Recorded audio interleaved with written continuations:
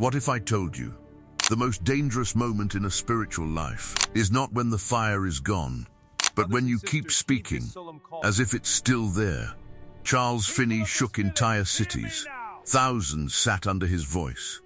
Entire communities changed direction because of his words. Revival followed him. Power marked his life. History remembers him as a man of fire. But here's what most people don't know. There were days when he stood to preach, and before he opened his mouth, he knew something was missing. No fire, no weight, no presence, just words that sounded like yesterday. And in that moment, he faced a choice most people never talk about. Keep going or go back. This is not just the story of a revivalist.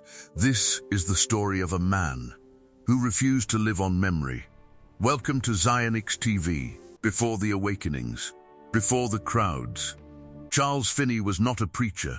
He was a lawyer, a man trained to think clearly, to follow logic, to build arguments that could not be broken. He believed in proof, in structure, in reason. Ministry was not his goal. It wasn't even on his radar. But something began to happen, slowly. As he studied law, he also began reading the Bible, at first like any other text. Something to analyze, something to understand. But over time, the roles began to reverse. The book wasn't just something he was reading anymore. It was reading him. The words felt closer, sharper, more personal. The God he had spoken about in theory was no longer distant. And that's when everything changed. Because there comes a moment in every life when truth stops being information and it becomes a confrontation. One day, Finney couldn't ignore it anymore. The questions, the pressure, the conviction, it all built until there was no escape. So he left.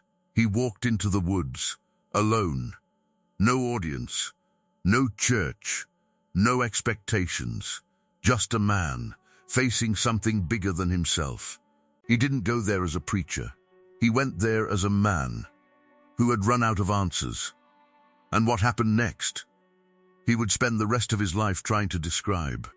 He spoke of it like waves, waves of something real, something overwhelming, not emotion, not imagination, a presence, a power, a fire that didn't just touch him, it took over. And when he came back, everything was different. His career no longer made sense. His ambitions felt empty. The life he had planned couldn't hold what he had experienced. But here's what makes his story different. That moment wasn't the end.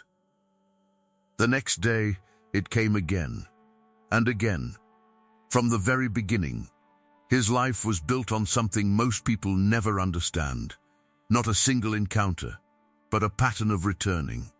Then came the preaching, and it didn't look like what people expected.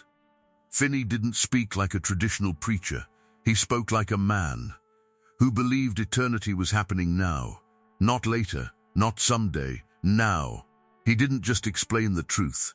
He pressed it. He looked at people and asked them to respond immediately, not next week, not when it was convenient, right now. And people felt it.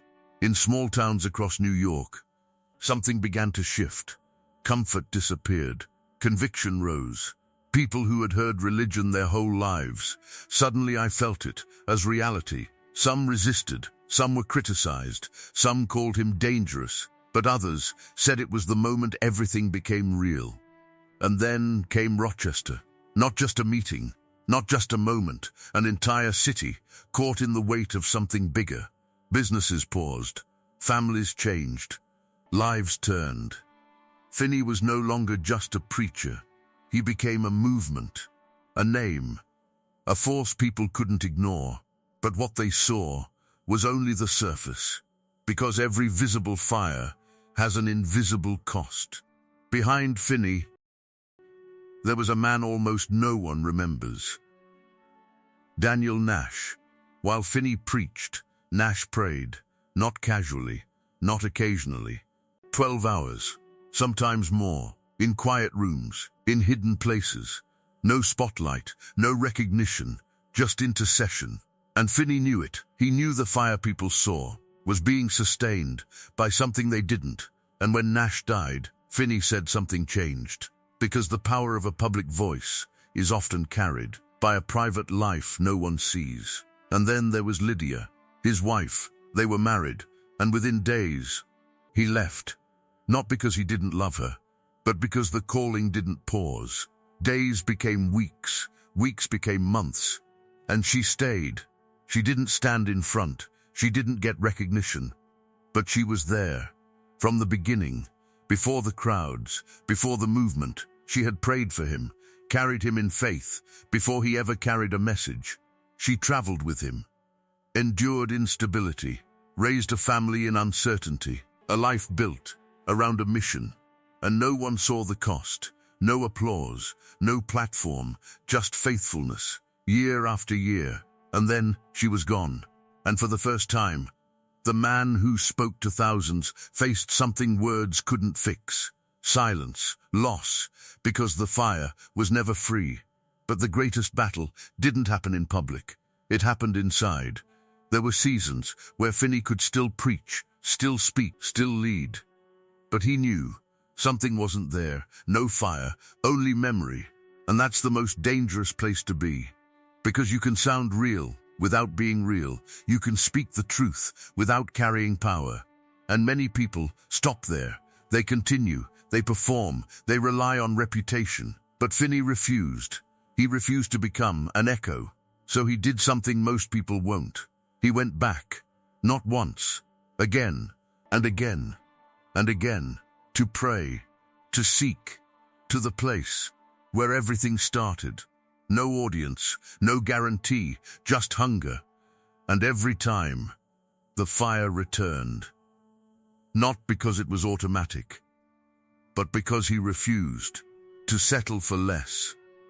Finney died in 1875, not just as a name in history, but as a man who kept returning. And now, the question isn't about him, it's about you. Where is the fire now? If it feels distant, if it feels quiet, will you return? Not for show, not for people, but for real. Because it is the most dangerous, is not one without fire. It's one living on memory. If this stirred something in you, this is what we do here on zionixTV. Real stories, real faith, real fire. Subscribe and stay with us, because some fires are meant to return.